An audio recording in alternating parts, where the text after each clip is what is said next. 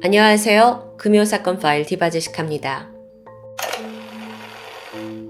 최면 수사. 종종 사건 해결에 핵심적인 역할을 했다는 기사를 본 적이 있습니다. 최면 수사란 게 현장에 있던 피해자나 목격자가 최면을 통해서 당시의 상황을 떠올리게 하는 수사 기법이에요. 또 다른 용어로는 법최면이라고 불리기도 하죠. 그런데요, 여러분, 정말 맨정신에서는 하나도 기억이 없던 게 최면을 걸면 세세한 부분까지 생각해내는 게 가능할까요? 그것도 시간이 많이 지났는데요? 혹시 왜곡된 기억은 아닐까요? 아니면 이게 꾸며낸 거짓말일 수도 있잖아요. 이런 의심에서 시작해서 저는 오늘 영상을 준비했습니다. 사실 국내에서는 최면을 통해 받아낸 진술을 그 자체로 증거로서의 법적 효력을 인정하지 않습니다. 단지 이게 수사의 방향이나 단서를 제시하는 참고자료로만 쓰일 뿐이죠. 그럼에도 불구하고요, 우리나라에는 20명이 넘는 전문 법최면 수사관이 존재합니다. 그리고 이들은 1년에 무려 100여 건 이상의 사건을 최면 수사로 파헤치고 있고요. 오늘은 대한민국에서 최면을 통해 극적으로 해결된 범죄 사건들을 하나씩 소개할까 합니다. 많은 스토리가 준비되어 있기 때문에 사건의 내용은 평소보다 조금 요약해서 전달드리겠습니다. 먼저 몇 년 전 대한민국 부모들을 분노에 떨게 한 고준희 양 실종 사건 기억하시나요? 금사파에서도 다룬 적이 있었는데요.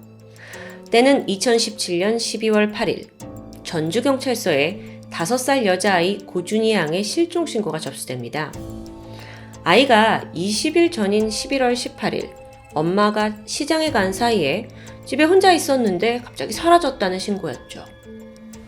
아니, 근데요, 왜 20일이 넘고서야 실종 신고를 하죠?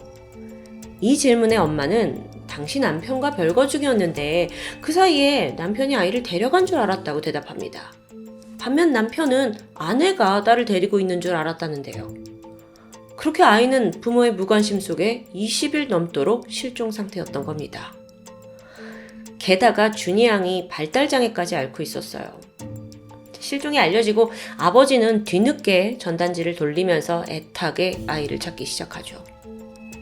그런데 경찰은 이 준희 양이 마지막으로 머물렀다는 집 주변에 있는 CCTV를 모두 살펴봤지만 이상하게도 아무런 단서를 찾을 수 없습니다.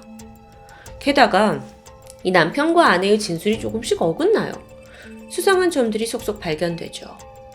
그러다 아주 어처구니 없는 사실이 밝혀집니다.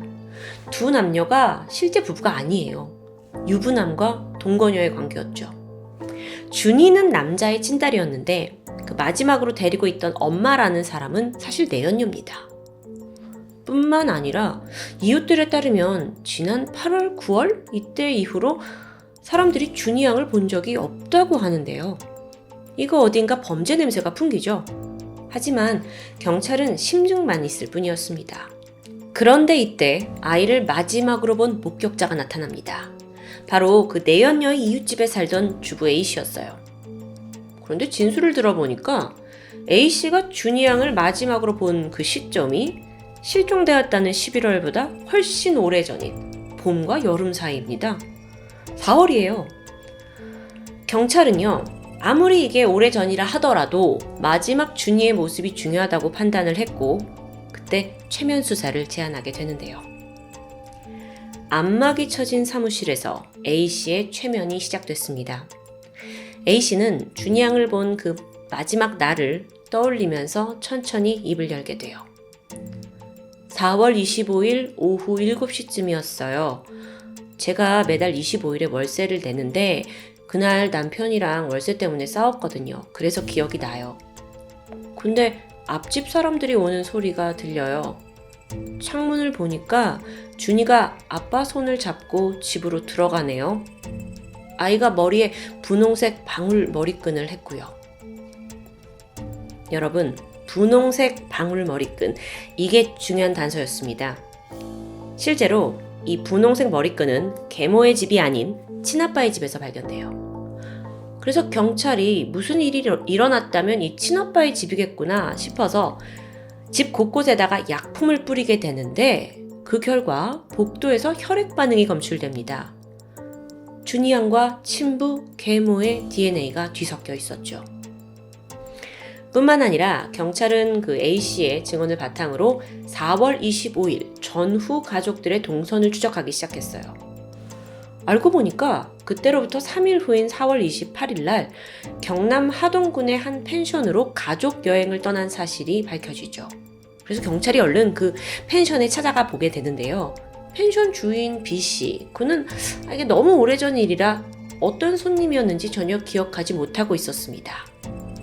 이때 B씨를 상대로 또 한 번의 최면 수사가 진행되죠. 승용차에서 한 부부가 내려요.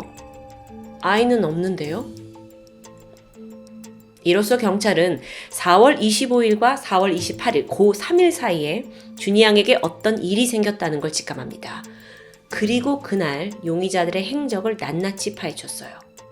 그 결과 친부와 이 동거녀는 장기간 동안 딸에게 학대를 저질렀고 끝내 사망하게 만들었다는 이 모든 사실이 밝혀지는데요. 4월 27일 새벽 아이가 사망했고 군산에 있는 야산에 안매장했다는 사실까지 밝혀냅니다. 그러고 보니 살인 6개월이 지나서야 애가 실종되었다고 부모가 허위 신고를 한 아주 파렴치한 모습인데요. 재판에 가서 친부에게는 징역 20년, 그리고 동거녀에게는 징역 10년, 그리고 범죄를 함께 감춰온 이 동거녀의 모친에게도 징역 4년이 선고됩니다. 이 고준희 양 사건은 아동학대 범죄의 어떤 잔혹함이다라는 타이틀 외에도 한편으로 최면 수사가 해결의 실마리를 2번이나 제공한 사건으로도 잘 알려져 있습니다. 다음으로 최면으로 국내에서 해결된 사건. 이건 지금으로부터 11년 전인 2010년 7월에 발생한 사건입니다. 27살의 여성 회사원 A씨는 퇴근 후에 서울 영등포구에서 동료들과 늦게까지 회식 자리를 갖게 돼요. 야심한 새벽이 되어서야 택시를 타고 양천구에 있는 자취방에 도착하게 되죠. 그녀가 샤워를 하려고 막 욕실에 들어가려는 순간 갑자기 욕실 문이 벌컥 열렸습니다. 놀란 A씨가 문 쪽으로 고개를 딱 돌렸는데 순간 묵직한 주먹이 그녀의 얼굴을 강타하게 돼요. 이어서 이 상대는 강제로 성폭행을 시도했죠. A씨가 격렬하게 반항하게 되는데 이때 범인은 이불로 그녀의 얼굴을 가린 채 집안을 뒤져서 귀금속과 현금을 들고 도주합니다. 다행히 A씨는 생명에는 문제가 없었어요. 하지만 엄청난 트라우마겠죠. 신고를 접수한 경찰이 수사를 시작하는데 주변 CCTV에서 이상하게 별다른 특이점이 나오지 않습니다. 안타깝게도 유일한 목격자인, 물론 피해자이기도 하죠. A씨는 당시 술에 너무 취했고 또 폭행도 당했고 또 충격이 너무 커서 범인의 인상착의를 도무지 기억하지 못하고 있는 상황이었어요. 범인도 이불로 덮어놓기도 했고요. 이때 경찰은 A씨에게 최면 수사를 제안합니다. 그런데요, 단순 목격자와 달리 피해자 본인에게 하는 최면 수사는 꽤나 고통스러운 일입니다. 당연하겠죠. 그날의 끔찍한 기억을 다시 되살려내야 하니까요. 하지만 이때 A씨가 용기를 냈고요. 최면에 들어가서 천천히 그날의 기억을 되새기기 시작했죠. 건장한 체격이에요. 검은색 후드티를 입고 있고요. 얼굴에 수염은 없어요. 그녀는 놀랍게도 정말 그 찰나의 순간에 목격한 범인의 이목구비를 꽤나 자세히 묘사할 수 있었습니다.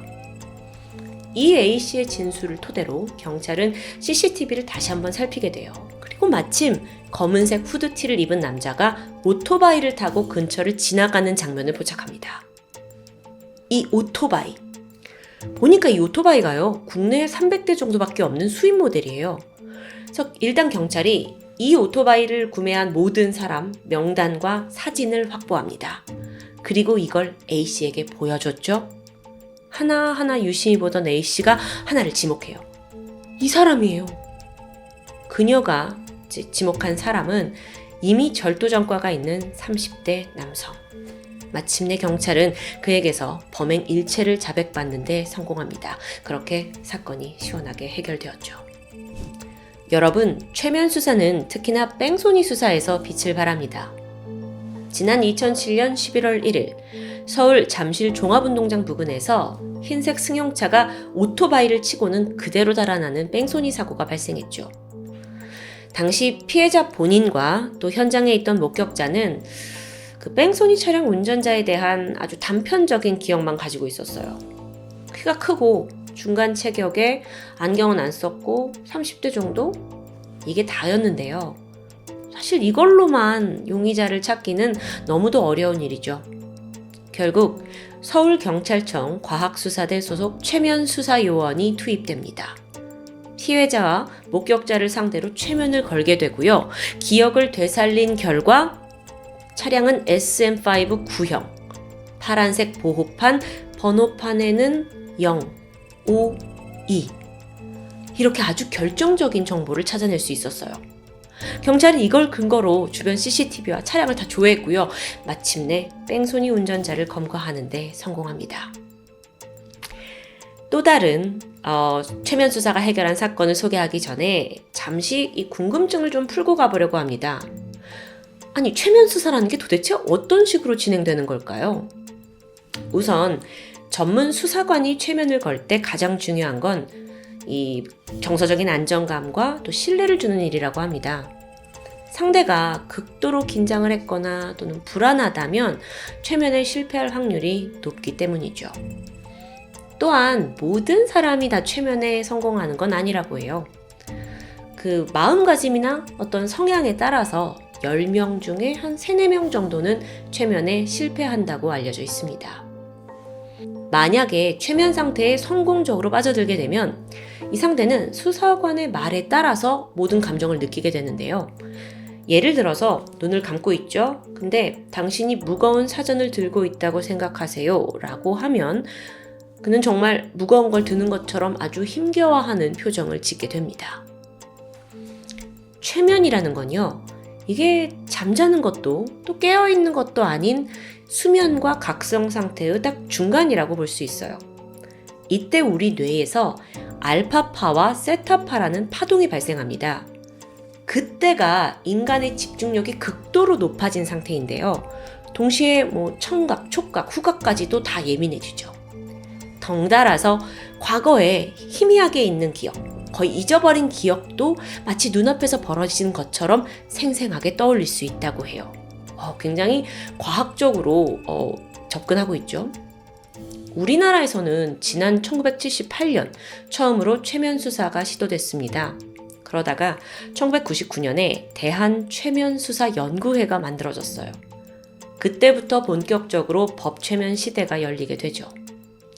현재 경찰연수원에서는요, 최면 수사 교육 과정이 개설이 되어 있고요. 전문적인 인력을 양성하고 있을 정도입니다. 또한 피해자나 목격자가 정말 최면에 제대로 들었는지 확인하기 위해서 뇌파를 더 전문적으로 분석하는 기법도 개발 중에 있고요. 대단하죠? 자, 이제 마지막 사건을 소개해 볼까요?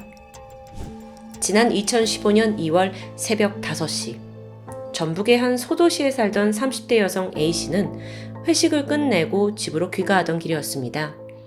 그녀가 택시에서 내리게 되는데 그 지점이 집까지 한 도보로 10분 정도 가까운 거리였죠. 그런데 몇 걸음 시작된 지 얼마 되지 않아서 갑자기 A씨는 비명소리와 함께 사라지고 말았습니다. 마침 이때 그 이른 아침에 출근을 하던 트럭 기사분이 비명소리를 들어요. 그리고 급하게 무슨 일이 있나 하고 현장에 달려갔지만 이미 여성은 사라진 후였습니다. 다만 거기에 휴대폰, 핸드백, 하이힐이 덩그러니 남아있었죠. 명백한 납치범죄였습니다. 다행히 근처에 파출소가 있어서 트럭 기사님이 신속하게 경찰에 신고를 하게 돼요. 지역 경찰서에 비상이 걸렸죠. 곧이어서 300여 명의 경찰관이 투입이 됐고요. 그녀를 찾기 위한 수색이 시작됩니다. 일반적으로 납치 사건의 경우에는 실종이 된 지 8시간까지가 무사히 구출할 확률이 높은 골든타임으로 여겨지는데 수색이 한창이던 중 3시간 만에 근처에서 검문을 하던 경찰이 용의 차량을 발견합니다. 아니 보니까 A씨가 조수석에 앉아 있어요. 근데 의식을 잃었죠. 머리에 피를 흘리고 있었고요. 아침 같이 있던 운전자 B씨가 있었죠. 그 B씨가 긴급 체포됩니다. 아니 이게 너무도 말도 안 되는 상황이잖아요. 왜 옆에 태웠냐고요. 근데 B씨는 강력하게 억울함을 호소해요. 아니 내가 우연히 주변을 지나가다가 이 여자가 누군가한테 이렇게 강목으로 맞고 있는 걸 발견을 했고 구해주려는 마음으로 가까이 다가갔다. 근데 범인으로 보이는 사람이 도주를 해버리면서 나는 다친 이 여자를 병원에 데려가기 위해서 차에 태웠을 뿐이다 라는 설명이에요. 이걸 우리가 그대로 믿을 수 있을까요? B씨의 주장을 좀 더 살펴봤는데 경찰한테는 이게 어딘가 앞뒤가 맞지 않았죠. 아니, 피를 흘리면서 힘들어하는 여성을 무려 3시간이나 차에 태우고 다녔어요. 3시간 후에 발견됐잖아요. 그러면서 병원은 들리지 않았고요. 이상합니다. 뿐만 아니라 차 안에서 청테이프가 발견돼요. 이게 또 납치범죄에 자주 쓰이잖아요. 근데 물론 이것만으로 그 B씨를 범인으로 볼 수는 없어요. 정황상 범죄와 연루되었다는 증거가 있지만 결정적인 증거는 없는 상황입니다. 근데 또 하필 긴급 체포를 했기 때문에 48시간 안에 확실한 증거를 찾아서 구속영장을 청구해야 하는데 그게 안 되면 용의자 B씨를 풀어줘야 하는 상황이었죠. 1분 1초가 급합니다. 그러던 중 천만다행으로 의식을 잃었던 A씨가 병원에서 깨어납니다. 그녀의 진술이 가장 확실한 증거겠죠. 하지만 A씨한테 가보니까 내가 왜 병원에 있죠? 모든 걸 까먹었을 정도로 기억이 없는 상태입니다. 와, 경찰은 너무나 답답하죠. 그래서 이때 최면 수사를 떠올립니다. 최면으로 30시간 전의 기억을 되살려보자는 건데요. A씨에게 최면을 걸었고요. 다행히 그녀가 최면에 빠르게 빠져들었어요. 잠시 후 놀라운 진술이 흘러나옵니다. 한 남자가 빨리 타! 라면서 저를 위협해요. 저는 하의를 벗어서 반항했어요. 외모는 40대? 모자가 달린 검은색 상의를 입고 있어요. 아, 그리고 금속으로 된 둔기로 절 폭행했어요. 그녀의 이 진술, 이건 강력한 용의자 B씨의 인상착의와 정확히 일치했습니다. 하지만 이게 다가 아니었죠. 이 남자가 제 손목을 청테이프로 3번 감았어요. 기억하시죠? 차에서 나온 청테이프. 경찰은 B씨가 범인이 맞다라는 확신하에 증거를 찾기 위해 주변 CCTV를 꼼꼼하게 분석합니다. 그리고 마침내 A씨가 택시에서 내릴 당시에 주변을 배회하던 B씨 차량을 포착하게 되죠. 새벽 5시라는 아주 이른 시각이었기 때문에 B씨 차량 외에 다른 차량은 없었습니다. 결국 이렇게 B씨는 폭행, 상해, 감금 혐의로 구속영장 나왔고요. 징역형에 처해지게 되죠. 최면으로 인한 피해자의 증언이 없었다면 눈앞에서 범인을 풀어줘야 할 아주 아찔한 상황이 펼쳐졌을 겁니다. 여러분, 수사에서 가장 중요한 건 무엇보다 정확하고 구체적인 증거를 확보하는 일입니다. 따라서 때로는 아주 사소한 정보가 범인 검거에 중요한 단서가 되는 경우가 많이 있는데요. 물론 여전히 누군가는 인간의 기억에만 의존을 하는 최면 수사를 못 믿어할 수도 있습니다. 하지만 사각지대에서 벌어진 범죄 혹은 물리적 증거가 너무도 부족한 사건에서 기억의 한 조각은 사건 해결에 정말 한 줄기 빛 같은 중요한 역할을 하게 됩니다. 그게 바로 여전히 최면 수사가 필요한 이유 아닐까요? 지금까지 금요사건 파일 디바제시카였습니다.